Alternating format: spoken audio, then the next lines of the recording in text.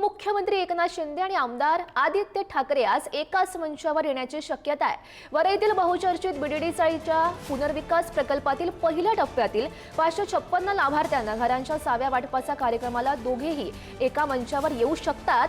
मात्र या कार्यक्रमाचं निमंत्रण आणि व्यासपीठ नियोजनामुळे राजकीय वर्तुळामध्ये चांगली चर्चा सुरू झाली आहे। या कार्यक्रमाचं निमंत्रण स्थानिक आमदार आदित्य ठाकरे यांना देण्यात आलेलं आहे। मात्र आदित्य ठाकरे यांना यावेळी बोलण्याची संधी काही देण्यात येणार नसल्याचं समजतंय। बीडीडी चाळ पुनर्विकास हा आदित्य ठाकरे यांचा महत्त्वाकांक्षी प्रकल्प मानला जातो आणि असं असताना त्यांना बोलण्याची संधी नसल्यानं ते या कार्यक्रमास उपस्थित राहतील का याकडे सर्वांचं लक्ष लागलेलं आहे। आणि या संदर्भात अधिकची माहिती जाणून घेऊयात। आमचे प्रतिनिधी श्रेयस सावंत सध्या आपल्या सोबत आहेत।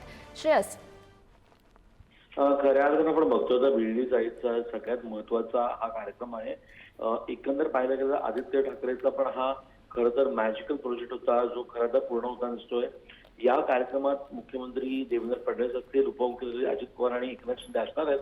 पण एकनाथ शिंदे असताना आदित्य ठाकरे तिकडे येणं आणि आदित्य ठाकरेंना बोलायला नाही देणं, आता हा सगळ्यात मोठा प्रश्न उभा राहिला आहे। एकंदर पाहिलं गेलं तर काही दिवसांपूर्वी एक बैठक सुद्धा झालेली, त्यात एकनाथ शिंदेची बैठक खरं तर त्याच्या नेतृत्वाखाली झाली, त्यात आदित्य ठाकरे गेले होते। पण तेव्हाच्या आदित्य ठाकरेंचे हावभाव हे कुठे ना कुठे अनेक अर्थी गौरी बोलके होते।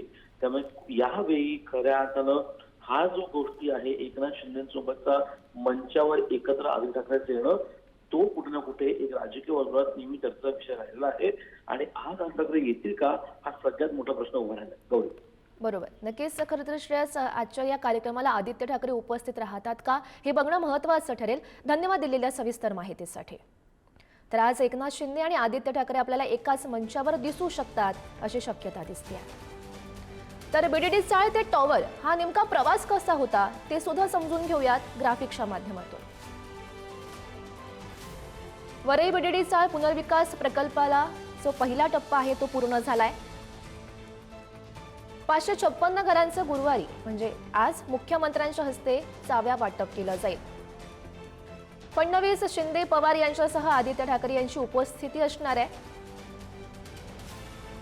पुनर्वसन इमारत डी आणि ई मधील 556 घरांना ओसी सुद्धा मिळाली आहे। गणेशोत्सवाआधी बीडीडी वासियांचं घरांचं स्वप्न आता साकार झालंय। 1 ऑगस्ट 2021 रोजी बीडीडी चाळ पुनर्विकास शुभारंभ झाला। 1 ऑगस्ट 2021 रोजी बीडीडी चाळ पुनर्विकासला सुरुवात झालेली आहे। उद्धव ठाकरे मुख्यमंत्री असताना या प्रकल्पाला सुरुवात झाली।